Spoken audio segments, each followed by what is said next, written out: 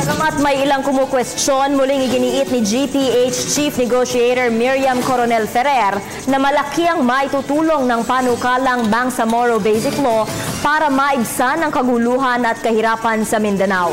Ang detalye sa ulat ni Dina Pagibitan. Sa patuloy na argumento at debate sa isyu ng dapat nga ba o hindi dapat na maisabatas ang Bangsamoro Basic Law o BBL na magtatatag ng mas malaya o full autonomy na institusyon ng Bangsamoro sa Mindanao, kabi-kabila ang mga grupong nagpapahayag ng pagsuporta sa pagsasabatas ng BBL. Sa paniniwalang dito tunay ng matatamasa ang kapayapaan sa Mindanao. Ayon kay Peace Panel Chairman Professor Miriam Ferrer, layo ng BBL na mabigyan ng social, political at cultural justice ang mga Moro na silang itinuturing na pinakamahirap na probinsya at mamamayan sa bansa. Papalit ito sa kasalukuyang Autonomous Region of Muslim Mindanao o ARMM. Sa ilalim din ng BBL, dapat umanong manaig ang global community o ang paggalang sa relihiyon ng hindi gumagamit ng dahas. May options. May options kayo kung saan niya idudulog yung problema niyo, pero yung Sharia courts ay para sa Muslim lang. Hindi yan pwede doon sa mga iba na hindi Muslim. Hindi naman umano papayagan ang hindi makataong pagpaparusa sa mga nagkasala sa batas sa ilalim ng BBL. Pinagbabawal po ng ating konstitusyon yung tinatawag na cruel and humane forms of punishment. So sa ating pag-comply sa universal standards of human rights, hindi po pwede na yung issue ng ganong klaseng punishment. Ang may mali doon in society.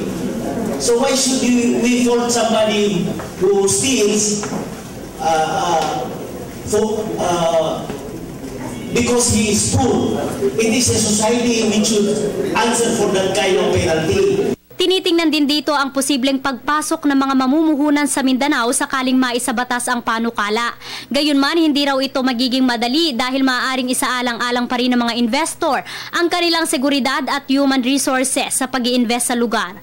Dadaan naman daw sa mahabang proseso ang sakali namang pagbibigay ng immunity at pardon sa mga Moro na nasangkot sa mga krimen gaya ng Maguindanao Massacre, Zamboanga Siege at iba pa. Dadaan pa yan sa proseso, yung presidential yung pardon that needs to be done. Sa Abril, isaisi pagpapatuloy ng Ad Hoc Committee on the Bangsamoro ang pagdinig nito sa panukalang batas kahit nakabakasyon ang Kamara. Ito ay upang matiyak na masusunod nito ang itinakdang panahon upang mapagbotohan ito sa committee level sa Abril 8 at maiakyat sa plenaryo sa muling pagbubukas ng sesyon sa Mayo 4. Sa Abril 13 naman ipagpapatuloy ng Senado ang pagdinig sa panukalang batas.